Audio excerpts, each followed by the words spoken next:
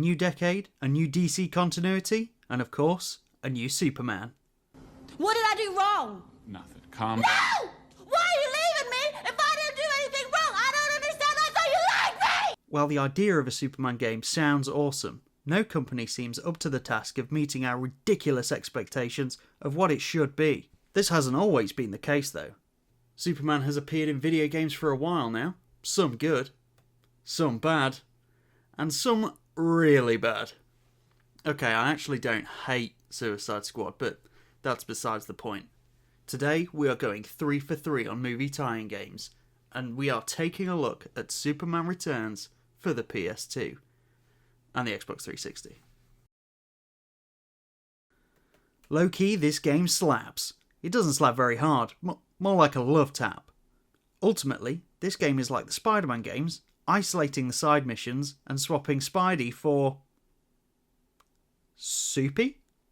The story here is practically non-existent. The movie is forgotten about because it's, well, I forgot. The game keeps to the story only through cutscenes and instead has Superman fight repeating hordes of robots, aliens, and natural disasters in gameplay. It's just so disjointed.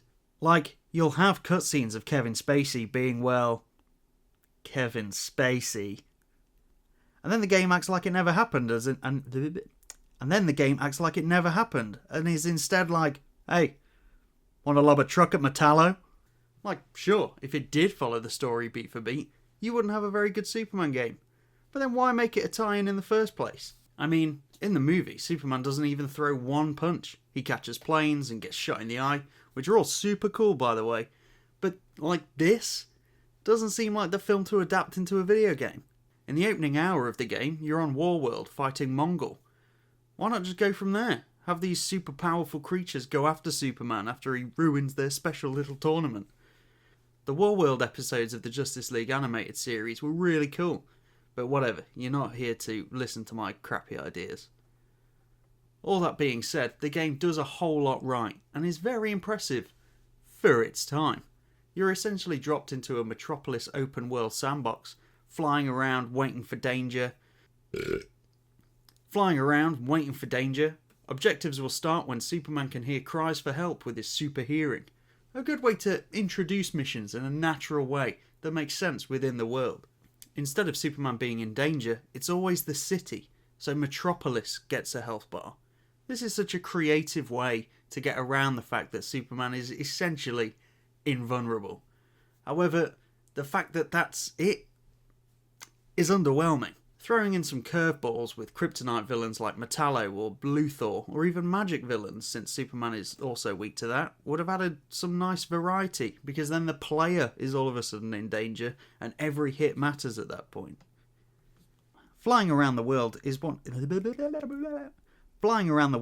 easily one of the best features in the game.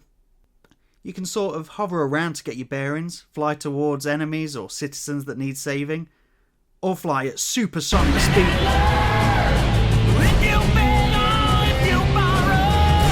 No, not like that. But you can fly at breakneck speeds, and the sound design of the whooshing of the air and the fluttering of the cape really sells it. The camera even has this blur effect to really emphasise the speed, as well as helping to stop the PS2 from having a render-induced breakdown. Still doesn't beat Lego Batman 2 though. This super speed unfortunately doesn't translate to ground level. Granted, Superman spends most of his time in the air, but running around on the ground just feels horrendous to control. The combat is fine on the ground, but traversing is a nightmare. Whereas in the air, traversing is a breeze, but the combat suffers. The rest of Superman's power set here is probably almost on par with the GOAT, Lego Batman 2. Almost everything is here. Heat vision, frost breath, super strength, flight, super hearing, super speed. The only ones that's missing is X-ray vision, and that weird cellophane S, and the telekinetic finger, super ventriloquism, super roofie power, time travel, and of course super eating.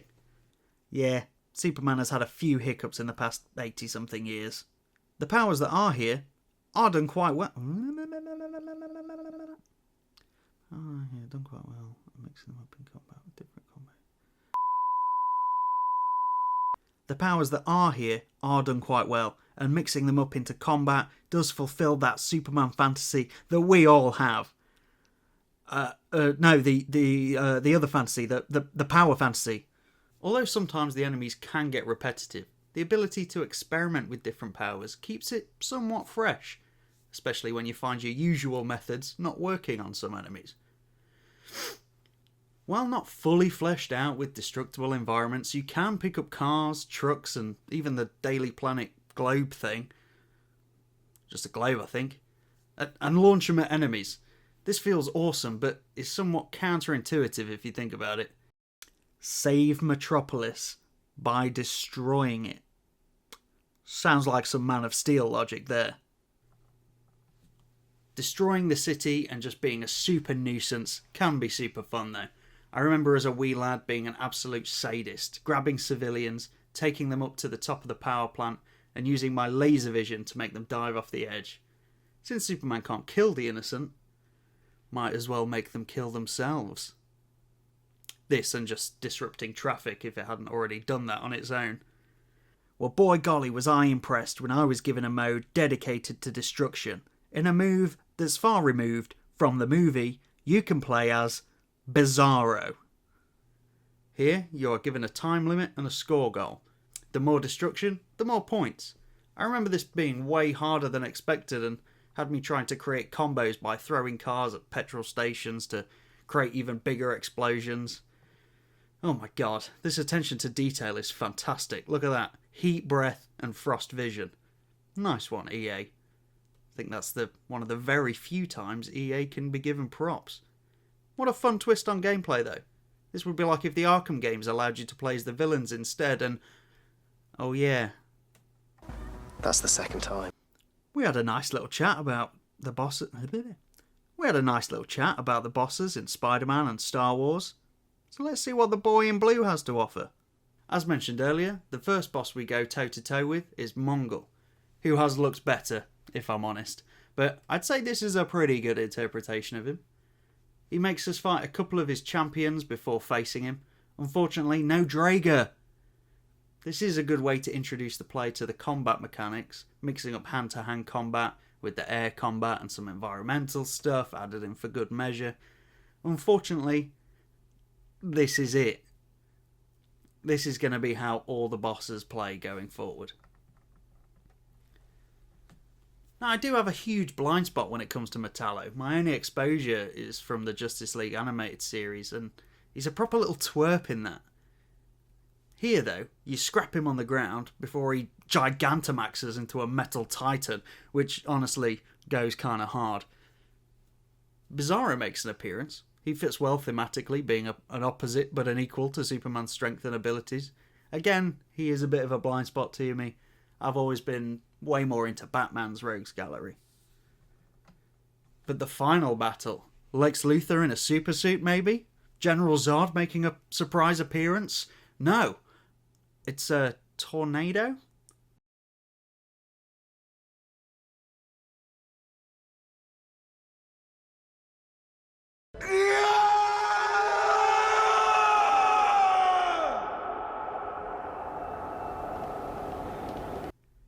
Well, the game has had you saving Metropolis from fires and meteors, so like it fits, I guess.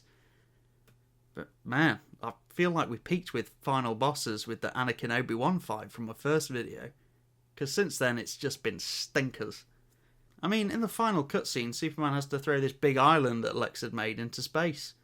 That would have at least felt more cinematic than a whirl of wind. But hey ho. This is me, right here. Because I'm doing some nitpicking. Only 3 suits total. The movie, a grey suit, which I totally forgot was also in the movie, and a Golden Age suit? Bro, come on. Why give alternate suits if you aren't going to include the bangers? Could have at least had the Reeves suit with the yellow S on the back. The best live-action Superman, by the way. You can fight me. Could have had the black suit with the mullet. Maybe even a cyborg Superman. I think I'm a bit spoiled in the modern day with games like Spider-Man 2 and Injustice Gods Among Us, providing such banger alternate suits.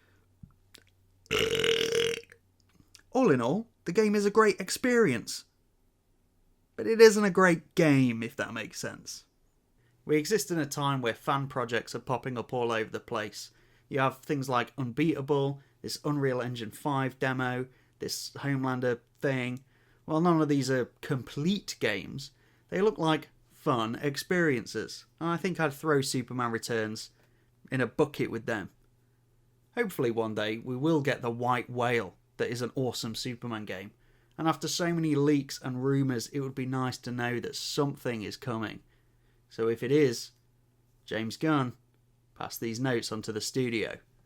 Creative health mechanics, some sick suits. Sick.